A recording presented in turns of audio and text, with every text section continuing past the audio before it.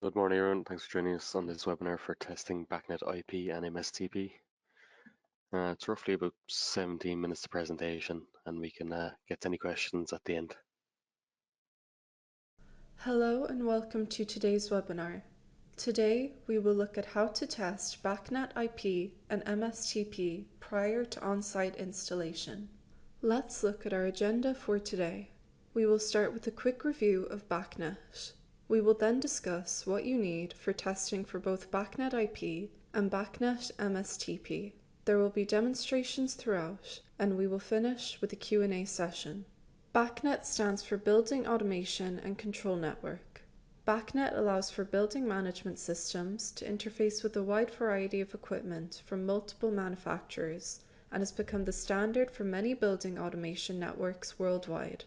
There are two primary Bacnet network types. These are Bacnet IP, which is Ethernet based, and Bacnet MSTP, which is RS485 based. These network types can coexist in the same facility or campus with the use of Bacnet routers, which will take a Bacnet MSTP network and make its devices available over the Bacnet IP portion of the Ethernet network. There are also devices available that sit on Bacnet IP directly. There are a few key terms to know when dealing with Bacnet. First, we have the device ID. This is a 22-bit identifier and can be up to about 4 million in value. The device ID must be unique across an entire facility or campus. The MSTP MAC ID is different to this, as it only has to be unique across a local MSTP network. MSTP stands for Master-Slave Token Passing, so devices that can handle the token, which are the masters, need to be addressed between 0 and 127. Next, we will look at what you need in your facility to test your machine over Bacnet, so that everything can run smoothly when you install it at the customer side. Bacnet is a client-server network and will usually have OEMs and system integrators providing equipment that will act as a Bacnet server, which means you will need Bacnet client software to do the testing. If you want to provide both Bacnet IP capability and Bacnet MSTP capability, then you will need to have a physical connection to your controller as well. If you want to test Bacnet IP, then you will need to connect over Ethernet. If you are going to utilize Bacnet MSTP or allow your customer to utilize Bacnet MSTP, then you need to connect your Bacnet client software to your equipment over RS485. To do this, you may need a USB to RS485 adapter on the same computer that's running the Bacnet client software. There are many commercial software and test equipment for Bacnet available on the bacnet.org website. However, for our demonstrations today, we will be using Yabe, which is an open source and freely downloadable option. Yabe stands for Yet Another Bacnet Explorer and supports both Bacnet IP and Bacnet MSTP. So if these are the networks you want to support, then Yabe is an ideal tool for some basic testing. There are a few things we want to look out for while performing our testing. We need to make sure we are successfully exchanging data between our machine and the Bacnet client software. Once again, we will be using Yabe for this. However, there are many commercial options available that can be used instead. When we configure our OCS controller to support Bacnet IP or Bacnet MSTP, we can assign status registers and status variables so that we can see from the controller side if everything's working as planned. So we will look at those during our testing to make sure we get reasonable values and that they indicate that everything is running smoothly. Then from a personal standpoint, you want to make sure that as the application or automation engineer, you are comfortable and ready to install the equipment, and that you are confident that the Bacnet connection will work the way you want it to. Let's look at our Bacnet status variables and registers in more detail. For our Bacnet IP status, we have assigned 4 double integers. We want to focus on the good frame count, which we have highlighted here. Ideally, we will want this value incrementing on a regular basis, and we also want our no frame counts and bad frame counts to be hovering near 0. There is more involved with the communication interface for MSTP, so there's a bit more data available to us. Once again, our main focus is for our good frame count to be incrementing. Because MSTP is a token passing scheme, and the OCS, for instance, may be attempting to pass the token to a device that doesn't exist, It is common for the no frame counts to be incrementing regularly along with the good frame counts. First, we will look at how to test our Bacnet IP configuration using our Yabe tool. To review our Bacnet IP configuration in Cscape, we will first look at our hardware configuration, where we have configured our X4 controller. Bacnet IP is Ethernet based, so we do our configuration in the Ethernet option. And we have to make sure we have a basic IP address and netmask configured here. Then under downloadable protocols, we have selected Bacnet IP server. We will first look at our configuration on the network level. We have not changed much here, but we have assigned a disable bit, which we can use to effectively reset the Bacnet protocol on the OCS controller if needed. We have also assigned our 4 status double words by assigning this variable as Bacnet IP status, so we will have 4 32-bit words we will review once we do our testing. Next, we will look at our device level configuration. We have named our device Bacnet IP. This device ID is the 22-bit maximum ID, which has to be unique on the overall Bacnet networks at a particular facility or campus. So we have chosen a Bacnet ID of 57. We have not chosen to disable the device, nor select the device level status for Bacnet IP. Finally, we will look at the scan list configuration. Here we have configured 4 real values assigned to this array variable. These are considered analog values from a Bacnet perspective. We have also assigned 4 digital values through this array variable. So this is our configuration for our test system for Bacnet IP. Now we will look at our bench setup for this demonstration. On our OCS screen, we have 4 analog values, as well as 2 of our 4 digital values to test our Bacnet IP configuration. Now we will look at Yabe, which is the tool we will be using to test our configuration. First, we will right-click Devices from the Device area and select Add Device. This is where you can add either Bacnet IP, Bacnet MSTP, or Bacnet point-to-point configuration. For this demonstration, we will test Bacnet IP. In general, we will leave this port option as BAC0, as we don't have multiple Bacnet IP networks.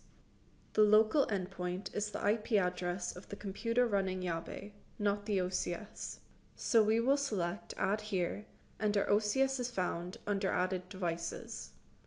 Yabe has also found our 4 analog and our 4 binary variables we assigned earlier. When we double-click the first analog variable, we can see the name it gives that particular analog variable is the register that it has been mapped to, which is %R101. These variables are listed in consecutive order, and because they are floating point, each value will take up 2 registers. The binary values are then mapped to M's, starting at %M97. If we look at the first analog variable again, we can see that it currently has a value of 800.5. If we return to our bench setup, we can see that this matches the oven set point value.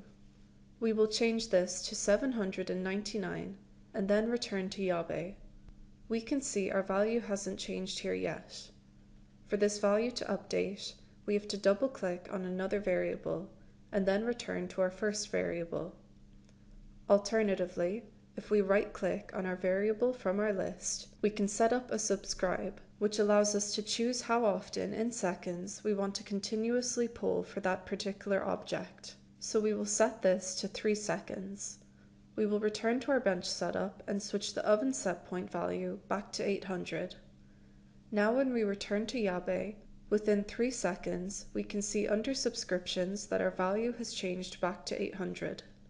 To delete the poll again, we can simply select the poll and delete it using the Ctrl+X shortcut on the keyboard. Now we will verify that we can change our value again using Yabe. Here we have it set at 799. We will change it to a floating point value of about 802.3. If we return to our bench setup again, we can see that this has matched our oven set point value. In the bottom right corner of our screen, we can see the Bacnet status button to check our current status values. We currently have 53 good responses, and our bad responses and no responses are at 0, which is what we want. Our good responses are not incrementing because we don't have any subscriptions set right now. So Yabe is not actively polling and instead is relying on us to manually update our value by double-clicking on another variable and then returning to our first variable as we did before. If your testing does not go as planned, you should double-check your setup and configuration in Cscape. It is important to make sure that the device ID is set up correctly and that you have the registers or variables you want to use allocated and mapped to Bacnet in the scan list. The issue could also be with your Yabe setup, so you should check that this is also set up correctly for Bacnet IP. Next, we will look at Bacnet MSTP testing. There are a few differences when configuring for Bacnet MSTP. For one, instead of going under LAN to do our configuration, we will do this under serial ports. MJ2 is the RS485 port. On the network level of configuration, we have kept our baud rate at the default value of 38400. We have kept most of our other settings at the default as well, but we have set the protocol as Bacnet MSTP. We have also chosen to take advantage of Bacnet status, which is 8 32-bit words for MSTP instead of 4 like with Bacnet IP. We have also assigned a Bacnet disable variable, which is optional for MSTP. Next, we will look at our device level configuration. This is where we configure our device ID, which can be up to a 22-bit value. We have also set our device name as Bacnet MSTP. Under device options, this is where we set our MAC address and our MAX master. Once again, MSTP is a token passing protocol, so if the OCS has MAC address number 3, when it has the token, it will use the token, and when it is finished, it will pass it on to the next one in the list. The only exception to this would be if the MAX master was set to the same value as the OCS MAC address. In this scenario, instead of going to number 4, if the MAX master is set to 3, it will go back down to 0 instead. So effectively, the token passing goes from 0 to the MAX master. There is also some additional device level status which we will take advantage of here, which is one verbal array with 3 pieces of information in it. Finally, we will look at our scan list configuration. Here we have the same data that we had set up for Bacnet IP, which was 4 floating point values and 4 Boolean values. So that is our configuration for Bacnet MSTP.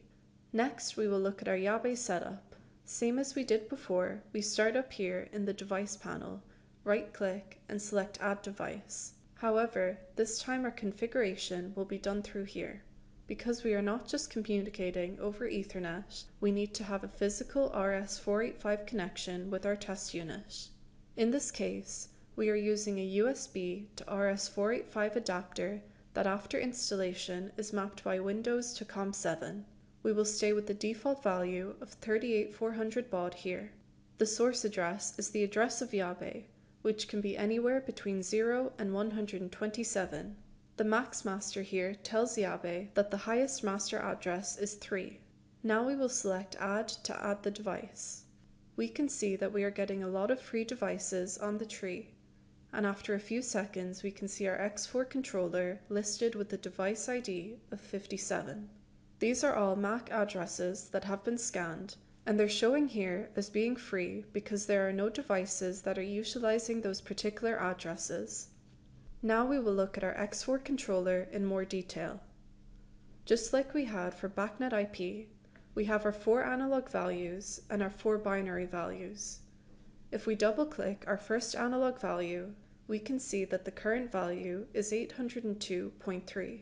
If we look at our bench setup, we can see that once again this matches up with our oven setpoint value. We will change this to 804 from here and return to Yabe. Once again, we have to select another variable and then return to our first variable for our current value to update. Next, we will look at our first binary value, which is showing a current value of 0. When we look at our bench again, we can see that this matches with the burner variable on the upper right of the screen. We will change this from Yabe to a value of 1. And when we look at our burner button on our screen now, we can see that this value has updated as well. So we have now proven that we can see the data we need to see from an analog value and binary value standpoint. Finally, we will check our status. We can see that there is more involved here than with our Bacnet IP status. Here our good messages are counting up, which is what we want, but we are also getting some no responses. This may be because there are some empty nodes on the network that won't be responding when we pass the token. However, as long as our good responses are going up, then we don't need to worry too much about this. If your Bacnet MSTP testing does not go as planned, it is important to check that your Cscape configuration is correct, and that your baud rate and other serial parameters are set the same both on Yabe and for the OCS. It is also a good idea to double check your wiring. Usually you will have a twisted pair and a common, and you will most likely be connected to the OCS MJ2 port. In this case, you will need to have pin 1 and 2 on that port connected as plus and minus, as well as pin 6 as your common. The pin out on the computer side will vary based on the adapter you are using. If you don't have termination on your test network at your facility, it might not make a difference whether you use termination or not. However, if your error counts are going up and not staying near 0, then you may want to add some termination, which in this case would be a 120 ohm physical resistor on the RS485 adapter side. Then you can enable termination on the OCS side by simply going to the system menu and turning it on in the serial port setup. You might also need to turn on biasing as well. Usually with Bacnet MSTP networks, the biasing is handled by the router type device that's connected both to Bacnet IP and to the Bacnet MSTP network. So normally you don't want that turned on for the OCS side. However, if you have termination enabled on your RS485 adapter and are still getting a lot of errors, then turning on biasing for your adapter may correct your issue. It is important to note that if you need to turn on biasing or termination in your facility to get everything working properly, that these may need to be turned off at the customer side. This is because on the customer side, the OCS or your machine may not be at the very end of the Bacnet MSTP network. So therefore, termination should be off. And again, biasing is normally handled by the router type device, so this should be off by default as well. That concludes our webinar for today. Thank you so much for listening, and the Q&A session will begin shortly.